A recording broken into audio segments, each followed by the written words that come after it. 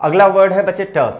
देखिए टर्स की जो हिंदी मीनिंग होती है वो होती है कम शब्दों में। लेकिन एक बात मेरी ध्यान से आप लोग सुनिएगा, बहुत सारे लोगों को मैंने देखा है कि वो हिंदी में याद करना प्रेफर करते हैं। बच्चे अगर आप हिंदी मीडियम के स्टूडेंट हो तो जब आप किसी भी वर्ड की हिंदी मीनिंग को पढ़ते हो तो वो सिर्फ आप अपनी अंडरस्टैंडिंग के लिए पढ़ा करिए, राइट। मैं दूसरे टीचर्स की तरह ये बात नहीं बोलूँगा कि भाई अगर हिंदी मीडियम का लड़का है, अगर हिंदी भाषी बच्चा है तो वो इंग्लिश वर्ड को हिंदी में याद करे, क्योंकि बच्चे आप ध्यान से सुनना इस बात को, ये बिल्कुल गलत है। क्योंकि जब आपके एग्जामिनेशन के अंदर क्वेश्चन पूछा जाता है तो जो क्वेश्चन होते हैं उसका आंसर आपको इंग्लिश में ही दिया होता है, मतलब उसका ऑप्शन इंग्लिश में दिया होता है, उसका आंसर आपको इंग्लिश में करना होता है। तो हिंदी अपनी अंडरस्टैंडिंग के लिए पढ़ें, इसमें कोई बुराई नहीं है। लेकिन ये जो इसकी मीनिंग दी होती है इंग्लिश वाली, तो इस पे ज्यादा फोकस करने की जरूरत है, क्योंकि यही आपकी अंडरस्टैंडिंग को डेवलप करेगा, राइट। क्योंकि हिंदी बेसिकली बेटा ट्रांसलेशन होता है, ठीक है। तो टर्स क्या हो गया? टर्स मतलब कम शब्दों में, जिसका इंग्लिश मीनिंग होता है बच्चे यूजिंग फ्यू वर्ड्स, यानी जब हम किसी भी चीज के लिए बहुत कम शब्दों का प्रयोग करते हैं उन्हीं को हम बोलते हैं टर्स। जैसे मैं आपसे ये बोलूं कि अब आपकी तबीयत कैसी है, क्या आपको बेहतर लग रहा है? आपने कहा नहीं, तो आपने बहुत ही कम शब्दों का प्रयोग किया, दैट इज टर्स। क्लियर? अब जैसे बच्चे अगर इसके हम सिनोनिम्स की बात करें, सिनोनिम्स इसका हो जाएगा आपका कंसाइज। जैसे ही बच्चा मैं सिनोनिम्स बोलता हूं तो सिनोनिम्स का मतलब आपको समझना है सिमिलर वर्ड। अगर आप कंसाइज बोलोगे तो भी उसका मतलब हो गया कि यूजिंग फ्यू वर्ड्स, अगर आप टर्स बोलोगे तो भी उसका मतलब हो गया यूजिंग फ्यू वर्ड्स, ठीक है। तो बच्चे चलिए इसके कुछ सिमिलर वर्ड्स हम देखते हैं जो आपका एग्जामिनेशन बहुत ही फ्रिक्वेंटली पूछता है। और मैं बार बार आपसे यही चीज़ बोलता हूं कि यहाँ पे जिन शब्दों को मैं लिखता हूं वो सारे के सारे शब्द आपके एग्जामिनेशन के अंदर पूछे जा चुके हैं। कोई भी इरेलेवेंट वर्ड बच्चे यहाँ पे नहीं लिखा जाता, क्योंकि अगर मैं सिमिलर वर्ड्स की बात करूँ, अगर मैं अपोजिट वर्ड्स की बात करूँ तो बहुत सारे वर्ड्स हैं, मल्टीपल वर्ड्स हैं। एक वर्ड के बहुत सारे सिनोनिम्स मिल जाएंगे, एक वर्ड के बहुत सारे एंटेनिम्स मिल जाएंगे। लेकिन उन चीज़ों को याद करके आपको क्या करना है, क्योंकि वो एग्जामिनेशन के अंदर तो आते नहीं हैं। तो जो बच्चे एग्जामिनेशन के अंदर आते हैं उन्हीं वर्ड्स को हम देखेंगे। तो देखिए यहाँ मैंने कहा टर्स मतलब कम शब्दों में, यूजिंग फ्यू वर्ड्स, कंसाइज हो गया, इसका एक सिनोनिम्स तो बच्चे वहीं लिखा है जो, चलिए हम यहाँ पे एक बार इसको लिख लेते हैं, दैट इज कंसाइज। उसके बाद देखिए एक वर्ड है बच्चे प्रेसाइज, उसके साथ एक वर्ड है जो ब्रीफ, ठीक है। एक और बच्चे बहुत ही कॉमन वर्ड है दैट इज शॉर्ट। अभी तक मैंने यहाँ पे जितने भी शब्द लिखे सब बहुत आसान वर्ड हैं। देखिए कुछ शब्द और हैं बच्चे जो आपको ध्यान देने की जरूरत है, दैट इज एब्रप्ट। एक वर्ड है आपका लैकॉनिक, ठीक है। ये वर्ड क्या है बच्चे आपका लैकॉनिक। तो एब्रप्ट हो गया और क्या हो गया, लैकॉनिक हो गया, राइट। अब यहाँ पे मैं आपसे जो बोलूँगा कि आपको फोकस करने की ज़रूरत है बच्चे, वो तो एक शब्द देखिए हमारे सामने ये हो गया एब्रप्ट, ठीक है। एब्रप्ट मतलब होता है बेटा ना क्विक। जैसे अगर आप इसको अलग से पढ़ोगे तो एब्रप्ट मतलब होता है जो बहुत ही जल्दी से हो जाए, सडनली हो जाए, बहुत ही क्विक हो जाए। और लैकॉनिक मतलब होता है कंसाइज। ये तो चलो ठीक है। अब बच्चा कंफ्यूज कहाँ हो सकता है? जैसे किसी बच्चे ने हिंदी में रट रखा है भाई एब्रप्ट का मतलब होता है क्विक, ठीक है, मतलब बहुत जल्दी से जो चीज़ें हो जाती है। और सर यहाँ पे कह रहे हैं कि कम शब्दों में, कम शब्दों का मतलब हो गया बेटा संक्षिप्त। अगर कोई चीज़ हम शॉर्ट में करते हैं, कोई चीज़ हम ब्रीफ करते हैं, कोई चीज़ अगर हम प्रिसाइज बोल रहे हैं या कोई चीज़ कंसाइज बोल रहे हैं, तो इसका मतलब होता है बेटा संक्षिप्त, बहुत ही छोटे में। तो बेटा ध्यान रखना, अगर यहाँ एब्रप्ट जो लिया गया है वो उसका सेंस समझना, क्योंकि देखिए जब कोई चीज़ बहुत ही जल्दी हो जाती है ना तो मतलब वो कहते हैं कि बहुत छोटे में हो गई, ठीक है, बहुत ही कम समय में हो गया। तो इसलिए इसको सिमिलर वर्ड में रखा गया है। जैसा कि मैंने आपको बताया था, किसी जर्मन फिलोसोफर ने एक बात ये कही है कि कोई भी वर्ड का सिमिलर वर्ड जो होता है वो एग्जैक्ट नहीं हो सकता, और एंटेनिम भी बेटा एग्जैक्ट नहीं हो सकता, मतलब मिलता जुलता होता है, थोड़ा सा हमको रेफरेंस लेना पड़ेगा। तो इस बात को ध्यान रखिएगा। ये जो आपका लैकॉनिक है, एब्रप्ट है, शॉर्ट है, ब्रीफ है, प्रिसाइज है, कंसाइज है, ये सारे के सारे इसके सिमिलर वर्ड्स हैं। और ये बच्चे बहुत आसान हैं, और ये दोनों पे थोड़ा सा आपको ध्यान देना है, ठीक है। लैकॉनिक हो गया और एब्रप्ट हो गया। अब बात आती है बच्चे इसके एंटेनिम की, ठीक है। इसका जो हो गए हमारे अपोजिट वर्ड्स वो क्या क्या हैं? वर्बोस। वर्बोस मतलब क्या होता है बच्चे? वर्बोस मतलब होता है टॉकेटिव, जिसमें मतलब शब्दों की बहुत बहुलता होती है, ठीक है। अब यहाँ हम बात कर रहे हैं संक्षिप्त की, फ्यू वर्ड्स यूज करने की। अब तो हम यूज करेंगे जिसमें ज्यादा शब्द हो, तो वर्बोस हो गया। और एक बड़ा प्यारा वर्ड है बच्चे प्रोलिक्स, ध्यान रखिएगा। और इसका एक ये भी पूछ लिया जाता है बच्चे लेंदी, ठीक है। लेंदी, कोई चीज जब खींचे जाती है ना बहुत ज्यादा, उसको कहते हैं बहुत लेंदी है यार, सिलेबस बहुत लेंदी है, ठीक है। तो ध्यान रखिएगा, प्रोलिक्स वर्ड जो है वो बड़ा प्यारा वर्ड है यहाँ पे। वर्बोस अगर आपने बच्चे इसके पहले नहीं सुना है तो ध्यान रखिएगा। लेंदी तो खैर बहुत कॉमन वर्ड है जो आपको ऑलरेडी पता होगा, ठीक है। अच्छा, एक चीज़ और मैं आपको सजेस्ट करते चलूंगा साथ में। अगर मान लीजिए टर्स दे दिया, टर्स का अपोजिट पूछा तो ये शब्द हो गए।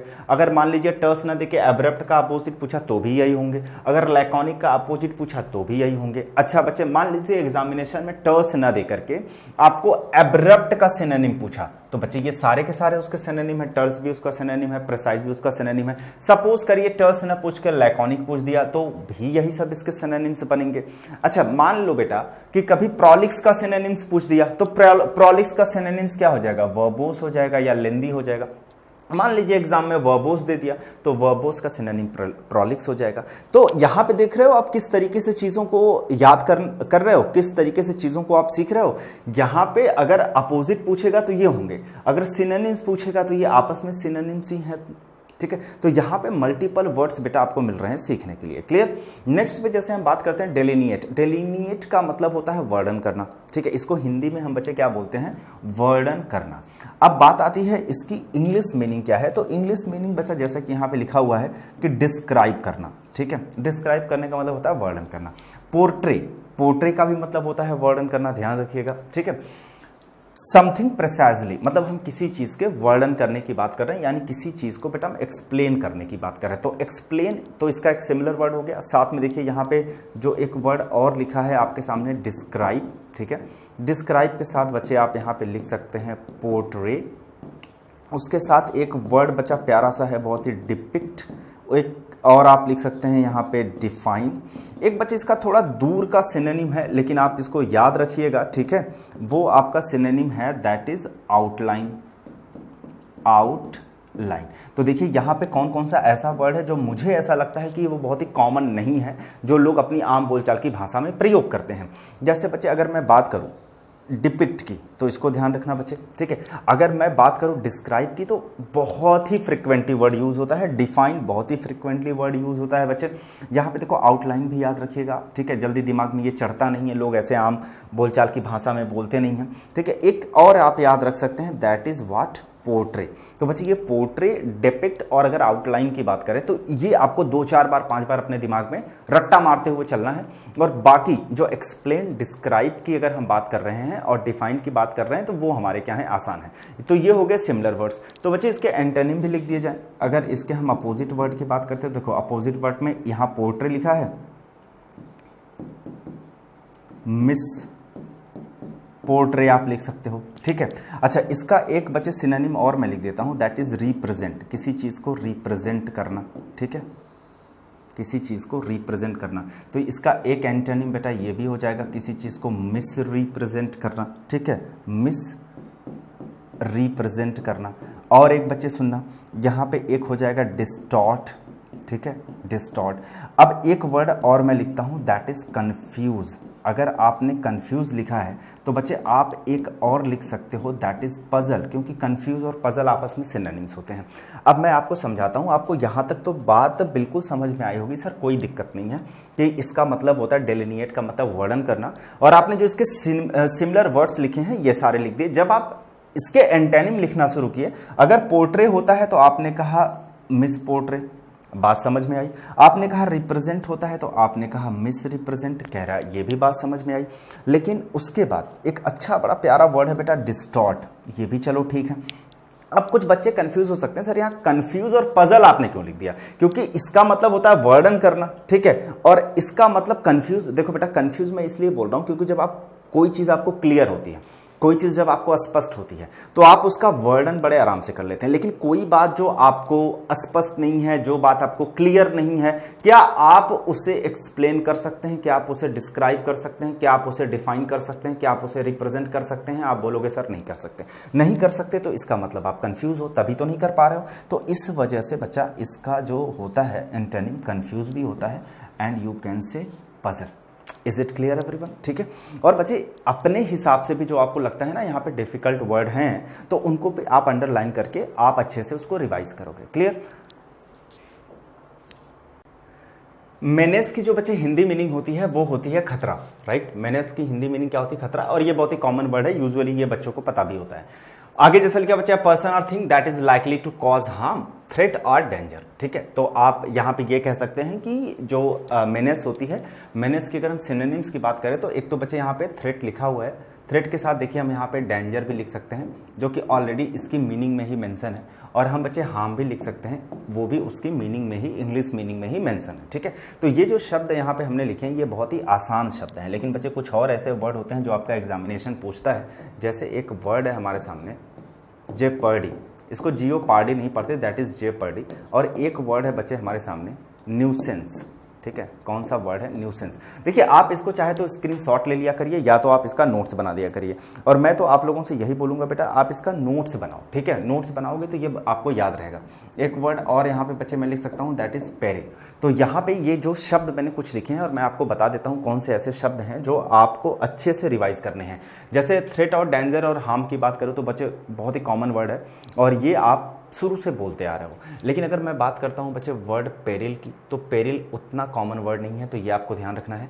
अगर बच्चे मैं बात करता हूँ जियोपार्डी की, ठीक है, जेपार्डी, तो ये भी आपने याद रखना है। और एक बात है बच्चे न्यूसेंस, ठीक है। अच्छा, जब मैं आपके प्रोनाउंसिएशन की बात करता हूँ, जैसे इसको जियोपार्डी नहीं पढ़ते, दैट इज जेपर्डी, तो आप उस पर ध्यान दे सकते हो, क्योंकि ये बाद में आपको समझ में आएगा कि भाई प्रोनाउंसिएशन कितना इंपॉर्टेंट होता है। जब आपकी जॉब लग जाएगी, आप अपने कलीग्स के बीच में होते हैं, कहीं पे आपकी मीटिंग होती है, कहीं पे आपको बात करनी होती है, ठीक है, तो वो बहुत इंपॉर्टेंट है। तो साथ में बच्चे इसको भी थोड़ा सा ध्यान दो। खैर एग्जामिनेशन में इसका रोल तो नहीं है कि भाई आपको याद होने से मतलब है, ठीक है, प्रोनाउंसिएशन से नहीं है, लेकिन फिर भी मैं आपसे चाहूँगा कि भाई आप प्रोनाउंसिएशन को भी बेटर रखें। तो बच्चे ये चीज़ें हो गई। अब अगर हम इसके एंटोनिम पे आए बच्चे, अगर हम इसके अपोजिट वर्ड पे आते हैं, तो देखो अपोजिट वर्ड इसका क्या हो सकता है। यहाँ तो हम खतरे की बात कर रहे थे, ये हो जाएगा कंफर्ट, ठीक है, कंफर्ट। यहाँ पे बचा हो जाएगा AID, ईट, ठीक है।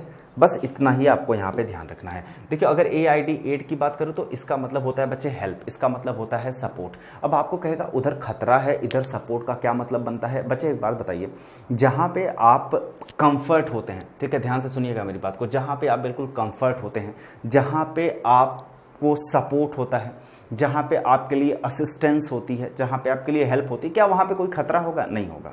तो ये इसका अपोजिट है, इसको ध्यान रखिएगा। और ये सारे के सारे इसके बेटा क्या है? सिनोनिम्स हैं, ठीक है। अब आते हैं अकल्ट पे। देखिए अकल्ट क्या होता है, अभी एक डिस्कवरी प्लस, डिस्कवरी तो आप लोग जानते होंगे, उस पर एक अभी वेब सीरीज आई है, उसमें उस वेब सीरीज का नाम है अकल्ट। अकल्ट का मतलब होता है बेटा मिस्टिक, अकल्ट का मतलब होता है मिस्टीरियस, ठीक है, जो चीज़ रहस्यमयी हो। अब जैसे यहाँ पे लिखा ना अकल्ट, अकल्ट मतलब लिखा है अदृश्य। आइए बच्चे इसके इंग्लिश मीनिंग को समझते हैं। जैसे लिखा हुआ है मिस्टिकल, ठीक है, ये मिस्टिकल लिखा है, सुपरनैचुरल लिखा हुआ है, ठीक है, मैजिकल पावर्स लिखा हुआ है, मैजिकल प्रैक्टिसेस और फिनोमिना, राइट। तो बच्चे ये पूरे के पूरे सिनोनिम्स ही हैं इसके, ठीक है, इसके ये पूरे के पूरे सिनोनिम्स हैं। तो देखो यहाँ पे आपको ज़्यादा मेहनत नहीं करनी है।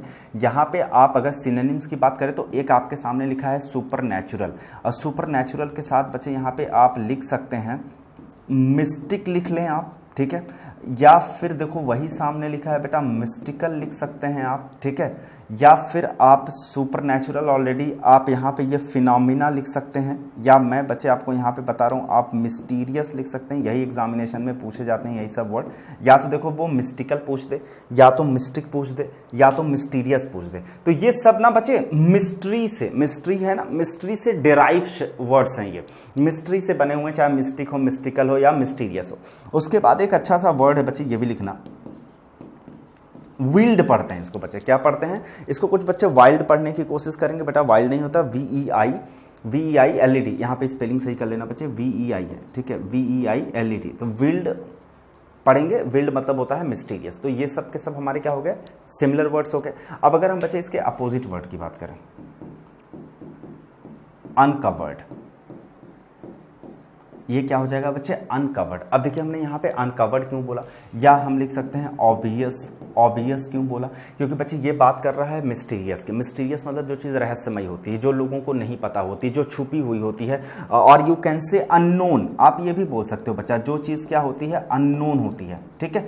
लेकिन अब इसका उल्टा होगा तो वो अनकवर्ड होगा ना, वो अननोन नहीं होगा, जो नोन है आप हम कह सकते हैं अनकवर्ड बोल सकते हैं, नोन। अब जैसे हमने बोला बच्चे यहाँ पे ऑब्वियस, ऑब्वियस मतलब हो गया एक तरीके से जो चीज़ क्लियर हो, जो चीज़ स्पष्ट हो, तो इस बात को बेटा ध्यान रखिएगा। अच्छा, ऐसे कौन से शब्द हैं जो आपको ध्यान देने हैं? मैं तो बोल रहा हूँ इसमें ऐसा कोई शब्द नहीं है एक शब्द के बेटा अलावा। ये जो वील्ड वर्ड है ना, इसको बच्चे आप लोग ध्यान रखिएगा। बाकी अगर मैं super natural, mistake, mystical, mysterious, unknown की बात करूं तो यूजुअली बच्चों को पता होता है। यहाँ पे अनकवर्ड, ऑब्वियस और नोन ये भी बच्चों को पता होता है, तो यहाँ पे आपको ज़्यादा मेहनत करने की बेटा नीड नहीं है, ठीक है। आगे बढ़ते हैं बच्चे।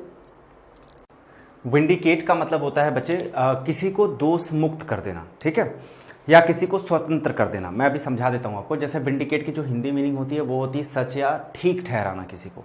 अब जैसा इसकी इंग्लिश मीनिंग लिखिए ना, लिखा है क्लियर समवन ऑफ ब्लेम और सस्पिशन। अगर बच्चे किसी के ऊपर किसी तरह का ब्लेम है, दोष है, या वो किसी चीज़ को लेकर के संदेह में है, तो उसको दोष मुक्त कर देना, ठीक है, उसी को हम लोग बोलते हैं विंडिकेट।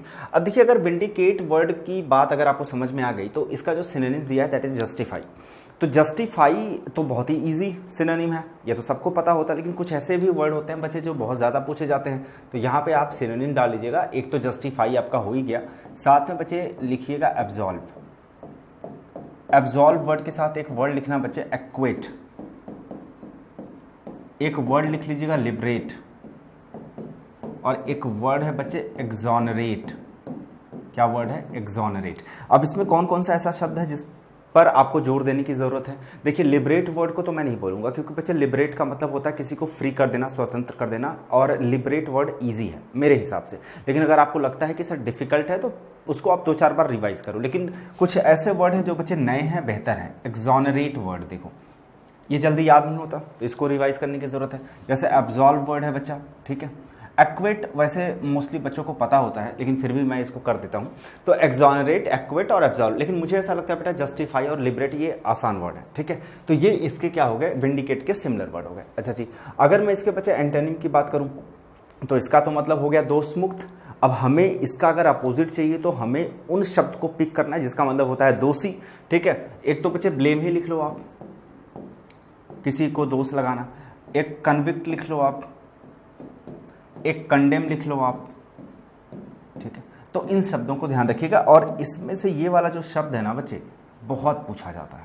ये कन्विक्ट वर्ड भी काफी पूछा जाता है, ठीक है। कन्विक्ट लिखना था ना यहाँ पे, कन्विक्ट, राइट। तो ये कन्विक्ट वर्ड जो है और आपका ये कंडेम वर्ड है बच्चे, इसको ध्यान रखिएगा, बहुत ही इंपॉर्टेंट शब्द है। कन्विक्ट बच्चे, कन्विक्शन आपने सुना होगा ना। कन्विक्शन का मतलब होता है the act of finding someone guilty of a crime. जो इंसान किसी क्राइम का गिल्टी होता है, अपराधी होता है, उसी को हम कन्विक्शन बोलते हैं। तो कन्विक्शन से बना हुआ है कन्विक्ट।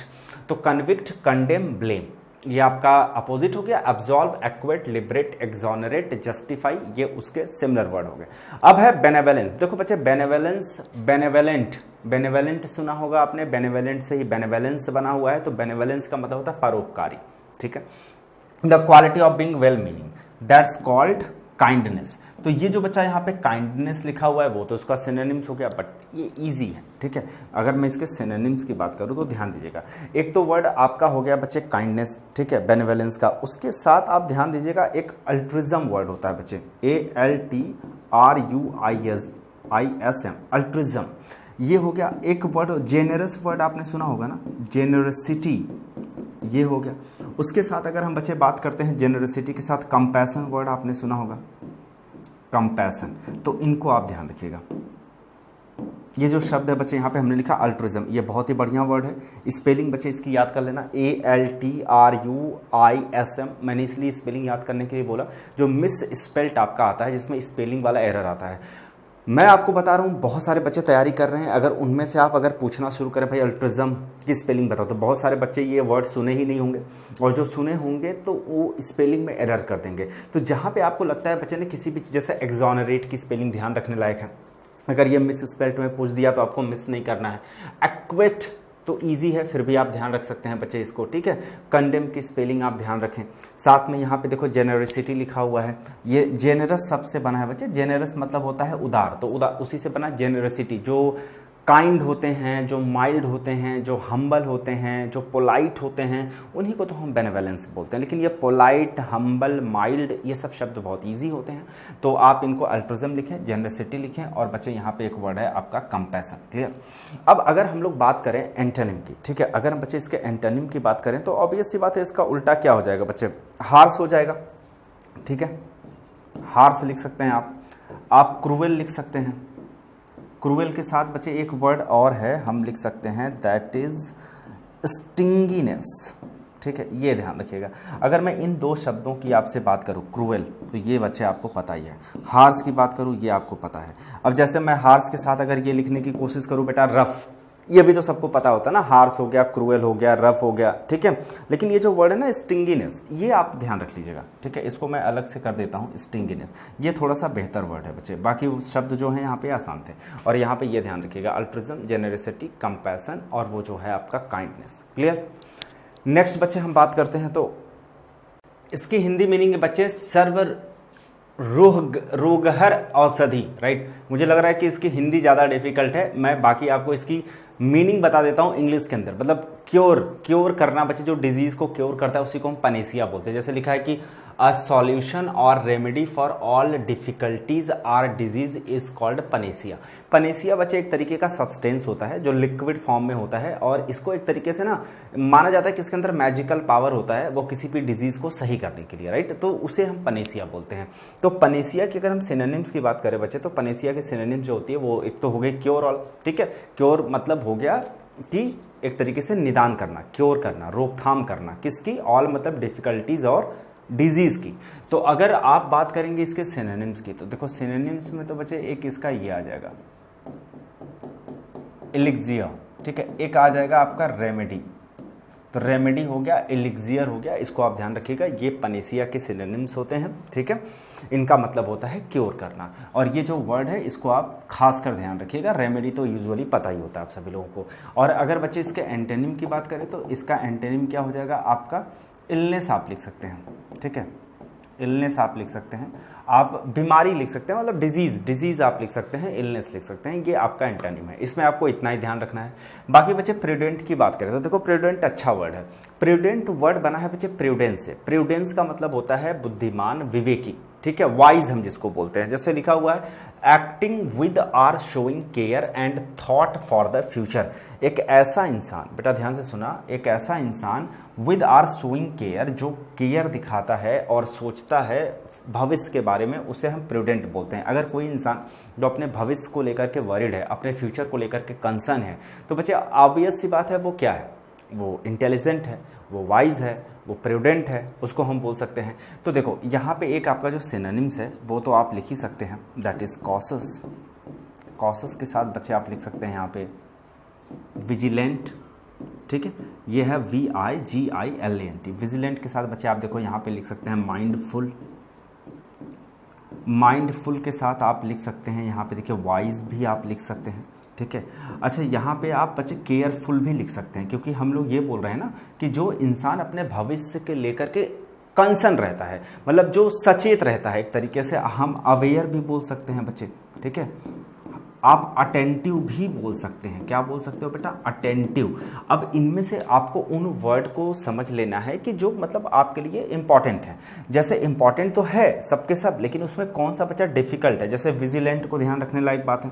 ठीक है, बाकी वर्ड की अगर हम ये कॉशस भी बच्चा आप ध्यान यहाँ रख सकते हैं। ठीक है, बाकी अगर मैं माइंडफुल की बात करूँ, वॉचफुल की बात करूँ, आप वॉचफुल भी लिख सकते हैं।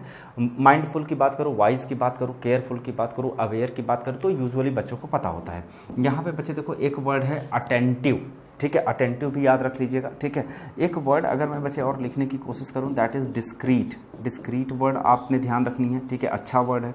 उसके साथ बच्चे अगर हम बात करें जुडिशियस, जुडिशियस वर्ड आप याद रख सकते हैं। तो ये सब जो मैंने बच्चे यहाँ पे लिखा हुआ है, ये सारे के सारे इसके क्या हैं, सिनोनिम्स हैं। ठीक है, उसके साथ एक वर्ड और बच्चे आप याद कर सकते हैं, श्रीव्ड, SHREWD, श्रीव्ड।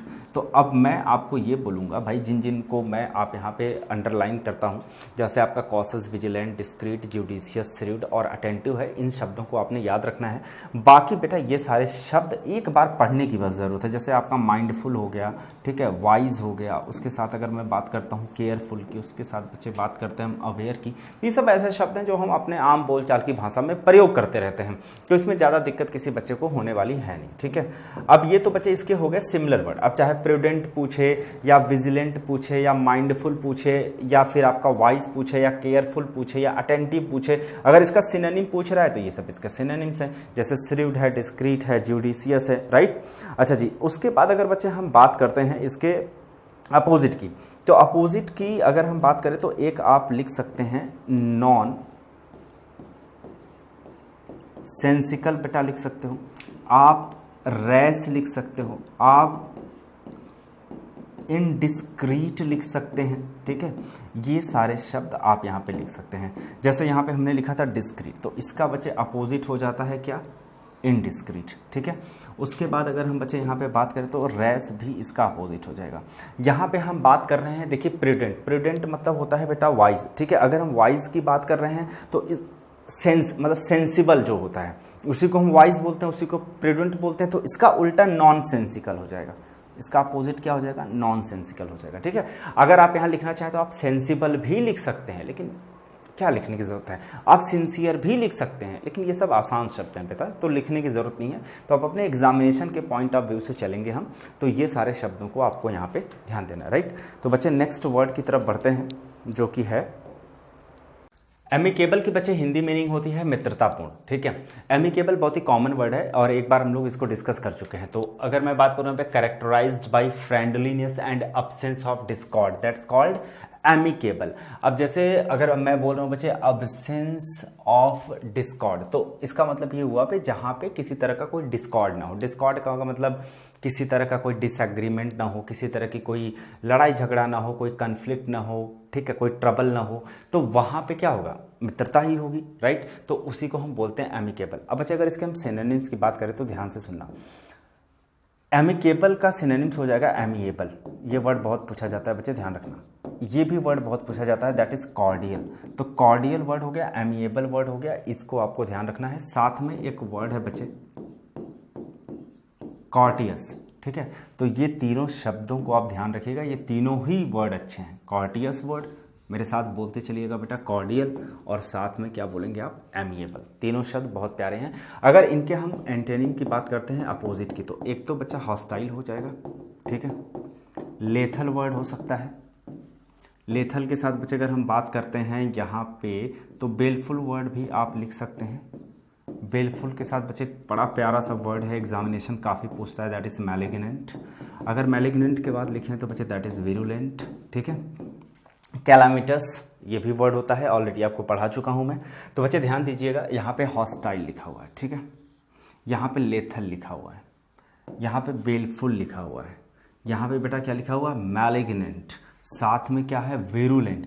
कोई ऐसा शब्द नहीं है जो मैं आपको बोलूंगा कि आपको याद नहीं करना और ध्यान नहीं देना। सारे शब्द बहुत ही प्यारे हैं, विरुलेंट, मैलिग्नेंट, बेलफुल, लेथल, हॉस्टाइल। तो ये सारे शब्द बच्चे डिफिकल्ट भी हैं और जल्दी याद नहीं होते हैं, इसमें से इजी कोई नहीं है। तो मैं बोलूंगा कि इतने इंपॉर्टेंट हैं, you can say most important words, right. ये बहुत फ्रिक्वेंटली एग्जाम में पूछे जाते हैं, तो इन पूरे शब्दों को आप लिख लीजिएगा।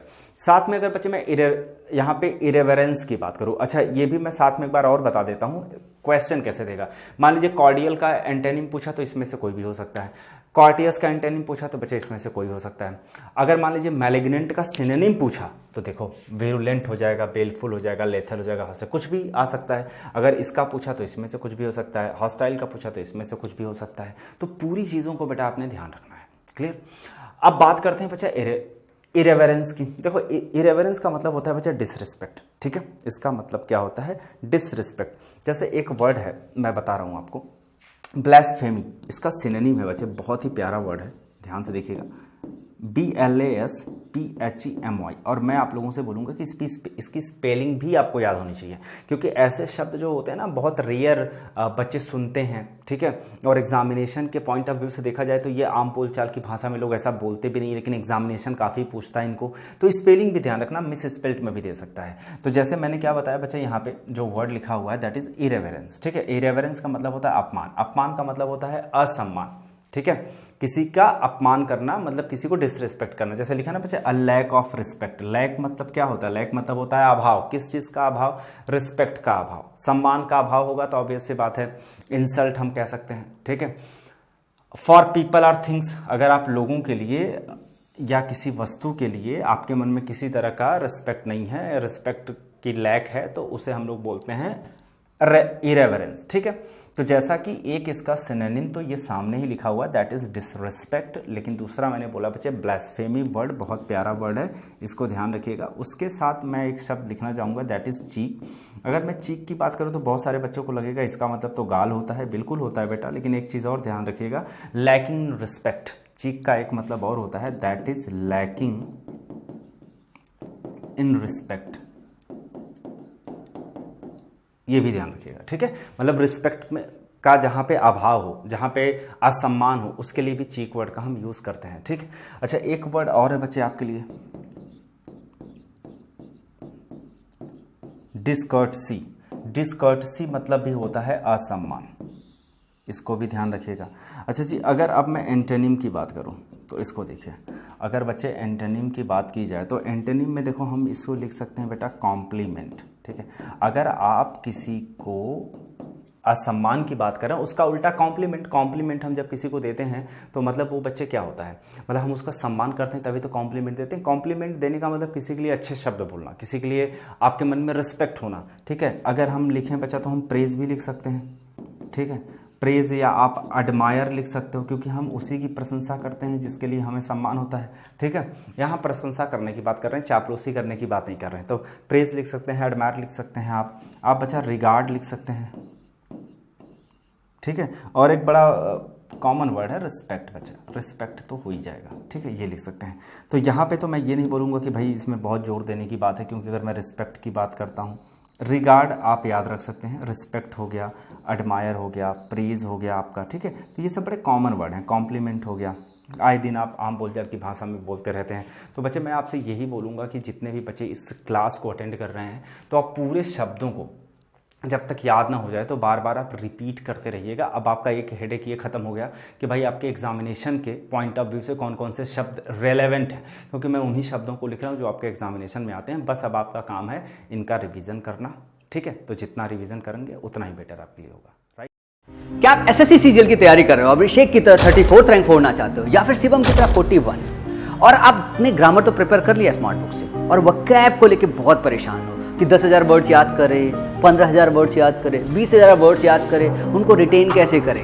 यार देखो, तैयारी तो सब कर लेते हैं, तैयार तो 4-4, 6-6 किताब कर लेते हैं, पर कितने समय में तैयार कर रहे हो, साल भर में, 2 साल में, या फिर 4 साल में। ट्राई करें वोकैब प्लानर। ये सिर्फ आपके वोकैब ना 90 डेज में प्रिपेयर कराएगा, और पूरे के पूरे 9,000 इंपॉर्टेंट वर्ड्स 90 डेज के सिस्टमेटिक प्लान में डाला गया है। तो देर मत कीजिए, सिर्फ और सिर्फ इस बुक का इस्तेमाल कीजिए, जिससे आपके सारे वोकैब की प्रॉब्लम सिर्फ सॉल्व होगी 90 डेज के अंदर।